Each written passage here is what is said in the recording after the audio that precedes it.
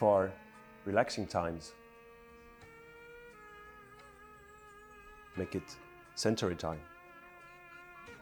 Gato.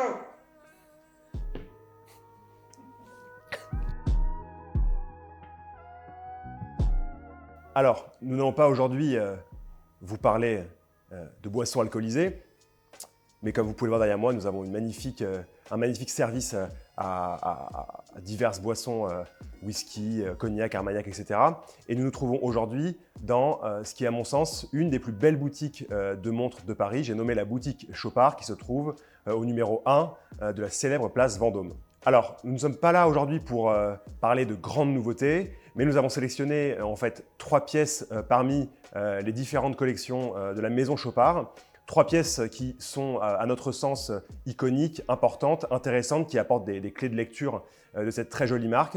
Et nous allons vous les présenter succinctement aujourd'hui. Chopard fait encore partie de ces marques importantes, de grande envergure, qui méritent, à mon sens, beaucoup plus d'écho que ce qu'elles ont aujourd'hui. C'est-à-dire que quand on regarde un peu l'histoire de Chopard, la manufacture de Chopard, ce qu'elle fait pour ses mouvements, ses boîtiers, ses aiguilles, ses cadrans, on remarque que c'est une marque qui a beaucoup de force, qui a des mouvements de toute beauté dont de nombreuses pièces sortent des ateliers Chopard directement. Donc on peut se rapprocher de la notion de manufacture et mettre largement même un pied dedans. Mais voilà, Chopard est une très belle maison et nous, voilà, notre envie, c'est de dévoiler au plus large public possible la beauté de ce qu'elle entreprend. Alors, nous allons commencer par un classique que vous connaissez tous, la Chopard Alpine Eagle, une montre sortie en 2019. D'ailleurs, je vous recommande vivement, et même très vivement, d'aller voir une vidéo qu'on avait fait à l'époque déjà pour en parler. Elle va s'afficher maintenant au-dessus de ma tête, enfin quelque part ici. N'hésitez pas à aller la regarder entièrement, évidemment. Alors, comment la résumer? C'est une pièce sportive à bracelet intégré en acier, en acier en tout cas, elle est sortie en acier au départ, de la maison Chopard. Et en fait, elle fait référence à une autre pièce des collections qui est sortie au début des années 80, qui s'appelait la Saint-Moritz, et qui en fait est tout simplement la première pièce dessinée par Carl-Frédéric Cheffeleux, donc le propriétaire de Chopard, à l'âge de 22 ans. Ça impose un respect assez lourd. Et c'est incontestablement un best-seller déjà dans les années 80. L'inspiration, comme son nom l'indique, Alpine Eagle, nous emmène dans les jolies montagnes des Alpes, à la rencontre du maître des lieux qui n'est autre que l'aigle. Et on remarque en fait, par la structure du cadran et son motif irisé, qu'il fait référence à l'œil de ce prédateur des montagnes alpines qui est réputé pour sa vision à plusieurs kilomètres. Voilà.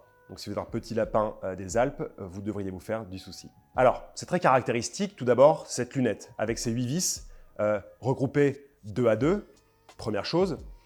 Deuxième chose, ce bracelet intégré avec en fait ce maillon central poli qui ressemble à un petit lingot et qui était aussi en fait un trait caractéristique de la Saint-Moritz des années 80.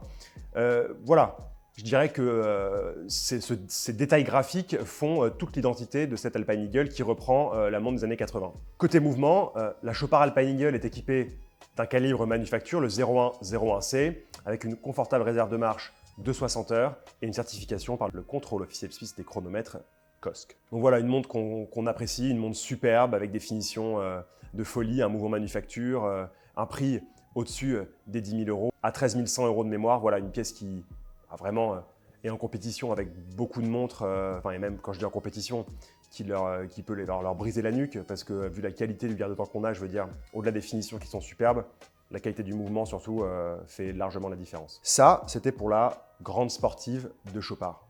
Maintenant, on va passer sur un autre territoire, le territoire LUC. Alors, à ne pas prononcer comme votre voisin, Luc, car ce serait vous méprendre, mais LUC, c'est pour Louis Ulysse Chopard.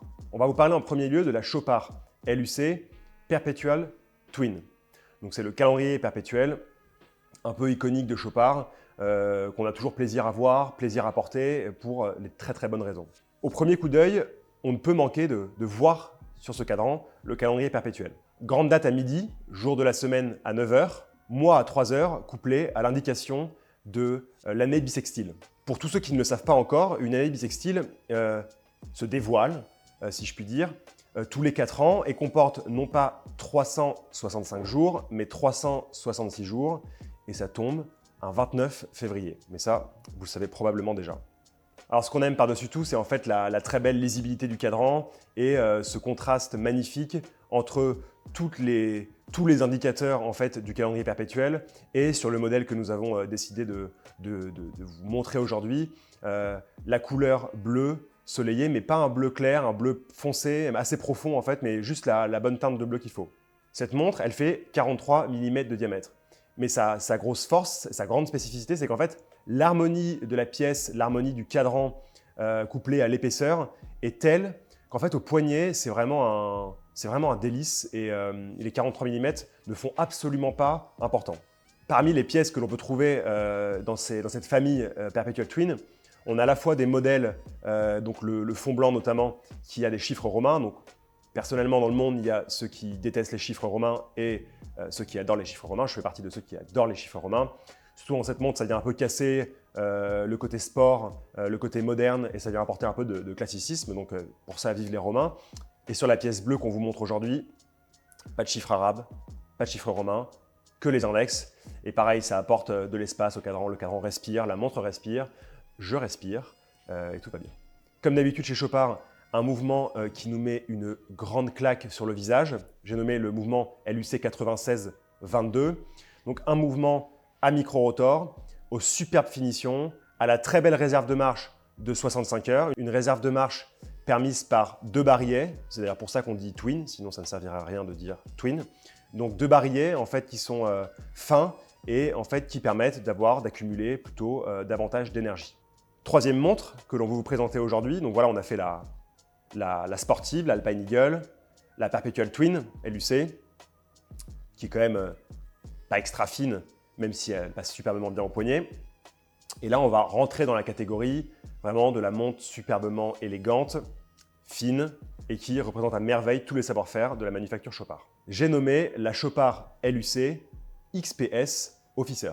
Alors, quand je pense à la XPS Officer, je pense en fait à une pièce de 2017 qui était la Chopard LUC XPS 1860 Officer. Bon, le nom est un peu à rallonge, mais tout ça pour dire qu'en fait, cette pièce de 2017 était en fait une référence à une pièce de 1996, la LUC 1860, qui était tout simplement la première pièce avec un mouvement manufacture qui sortait des ateliers Chopard. Donc c'est-à-dire qu'il y avait eu tout un travail pendant des années auparavant avec Carl-Frédéric Cheffeleux qui en fait voulait produire ces mouvements manufacture, ce qu'il fait très très bien aujourd'hui, ce que la maison Chopard fait très très bien aujourd'hui. Mais voilà, la LUC 1860, c'était la première montre chez Chopard équipée d'un mouvement entièrement manufacturé. Donc quand on pense en fait à la XPS Officer, on pense forcément à cette montre de 1996 qui était en fait le premier pas dans une nouvelle ère chez Chopard. Le premier contact avec la montre en dit déjà beaucoup. Un diamètre contenu de 40 mm, une épaisseur qui avoisine les 8 mm. Donc vous voyez, quand je parle de montre superbement élégante, on est complètement dans le thème. Le boîtier est en or et plus particulièrement en or rose sur l'édition boutique qu'on vous montre aujourd'hui, une édition limitée à 8 pièces. Ce qui fracasse en fait avec cette Chopard LUC XPS Officer, c'est surtout son cadran. Alors sur la version boutique, un cadran bleu, mais ce qu'il faut regarder plus particulièrement, c'est son guillochage. Un cadran satiné sur l'extérieur, rainuré sur la petite seconde et au guilloché en motif d'alvéole au centre. Évidemment, tout ce guillochage a été réalisé à la main. L'autre symbole qui se cache derrière cette montre, c'est évidemment, enfin évidemment non parce qu'on ne le voit pas, la ruche et ses abeilles. Alors, il faut préciser d'entrée de jeu que aujourd'hui sur cette vidéo, on vous présente à la fois la Chopard LUC XPS Officer classique, mais aussi la version boutique en or rose, limitée à 8 pièces. Donc d'un côté, vous avez sur la version classique, quand vous allez ouvrir le fond de boîte, la gravure de la ruche et ses abeilles. Mais sur la version boutique en or rose avec son cadran bleu, non pas la gravure de la ruche, mais la gravure de la très belle place Vendôme. Mais pour ça, en fait, il faut activer par un petit bouton poussoir très ingénieux et caché sous la couronne, un peu à la façon d'un monopoussoir, le fond de boîte en fait qui vient s'ouvrir et où on découvre en fait la gravure à la main de la ruche et ses abeilles. Alors, ce format de montre avec le fond qui peut s'ouvrir est en fait compris dans le nom de cette montre, puisque Officer fait référence à officier, à une montre d'officier, Et en fait, les montres d'officier étaient des montres de gousset qui avaient en fait ce fond de boîte que l'on pouvait ouvrir pour arriver directement au mouvement. Et en fait, pourquoi des montres d'officier? C'est que pendant, et en particulier pendant la Première Guerre mondiale, il était assez difficile en fait d'avoir des fournisseurs pour avoir des montres sur le terrain. Du coup, ce que faisaient les officiers et d'autres corps de l'armée, c'est directement de prendre la montre à gousset, de se débrouiller pour lui mettre des anses et un bracelet et de partir sur le front FISA. Vous demandez probablement pourquoi on peut trouver une ruche à l'intérieur de cette montre. Ce n'est pas parce que vous allez y trouver du miel, bien entendu, même si on adorerait. C'est tout simplement parce que la ruche représente la maison Chopard et les abeilles, toutes les travailleuses, tous les travailleurs qui travaillent sans relâche chaque jour à la beauté, au développement de ces pièces de grande qualité qu'on peut retrouver un peu partout dans le monde et surtout dans cette magnifique boutique Chopard de la place Vendôme. À l'intérieur, comme d'habitude, on trouve un magnifique mouvement, un mouvement manufacture Chopard, le LUC 9601L, un mouvement automatique à micro-rotor qui délivre 65 heures de réserve de marche et qui est, comme d'habitude, certifié par le contrôle officiel suisse des chronomètres. Cette pièce a un très très beau supplément d'âme. Elle est certifiée Poinçon de Genève, ce que l'on voit sur le mouvement. En fait, le Poinçon de Genève, si vous voulez, ça permet d'enlever toutes les traces de la fabrication d'une montre pour ne laisser finalement que les travaux qui ont été effectués à la main. Donc par exemple, tous les angles ont été polis, donc on appelle ça de l'anglage. Les platines et les points en acier voient leurs angles polis. Les chanfreins des trous sont polis et les têtes de vis sont polies. Tout le monde est bien aimable dans cette montre. Aussi, les rouages doivent être anglais dessus, dessous. Donc vous voyez, c'est un travail complètement de fou furieux. C'est absurde ce qu'on peut trouver dans cette montre en regardant en fait d'un peu plus près, en ouvrant la petite trappe qui amène au monde des merveilles de Narnia. Voilà. Donc en fait, peu importe que ce soit une édition boutique comme celle qu'on vous montre aujourd'hui ou une autre LUC XPS Officer, vraiment la quintessence du savoir-faire de la manufacture Chopard. Entre le cadran travaillé, guilloché, les finitions, l'harmonie du boîtier, et ce mouvement qui représente à merveille tout l'art horloger qu'on peut y mettre. Donc voilà, finalement, vous avez pu voir aujourd'hui 3 petites merveilles qu'on peut trouver chez Chopard, 3 montres assez différentes. L'Alpine Eagle qui est vraiment la montre de sport en acier à bracelet intégré, mais tout de même quand on regarde de près avec des superbes finitions, avec un mouvement magnifique. D'un autre côté, la Chopard LUC Perpetual Twin, donc voilà la montre à calendrier perpétuel, qui fait finalement assez sportive, avec toujours des superbes finitions. Le mouvement, je ne vous en parle pas, je vous en ai déjà parlé d'ailleurs. Il faut revenir pour ça un petit peu en avant dans la vidéo. Et enfin, la Chopard LUC XPS Officer, avec voilà, ces petites ruches à l'intérieur et vraiment l'explosion de savoir-faire horloger quand on prend sa petite loupe et qu'on pose un œil plus attentif dessus.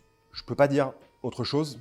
Vous avez compris pourquoi on apprécie la marque de montre Chopard. C'est vraiment pas compliqué. Je ne peux que vous encourager à vous rendre si vous avez la chance dans la boutique du 1 Place Vendôme. Vous y serez superbement bien accueillis. La boutique est magnifique. Il y a un peu de très beaux objets partout. Merci à tous d'avoir regardé cette nouvelle vidéo striptease. Bon, on n'a pas eu un striptease cette fois, mais de multiples striptease, car 3 montres ont été présentées sur la beauté de la manufacture Chopard et la beauté de cette boutique aujourd'hui et de cette magnifique cave à délicieuses choses qui est juste derrière moi. Si cette vidéo vous a plu, n'hésitez pas à mettre un petit pouce positif. Si elle ne vous a pas plu, bien évidemment, vous savez quel sort on vous réserve. Cassez la gueule. Et encore merci à vous tous qui nous suivez, qui commentez.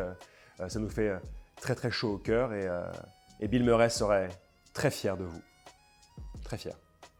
Mais j'insiste. Non, arrêtez, j'insiste, il serait très fier. Ah, c'est pas mijorer. Très fier de vous.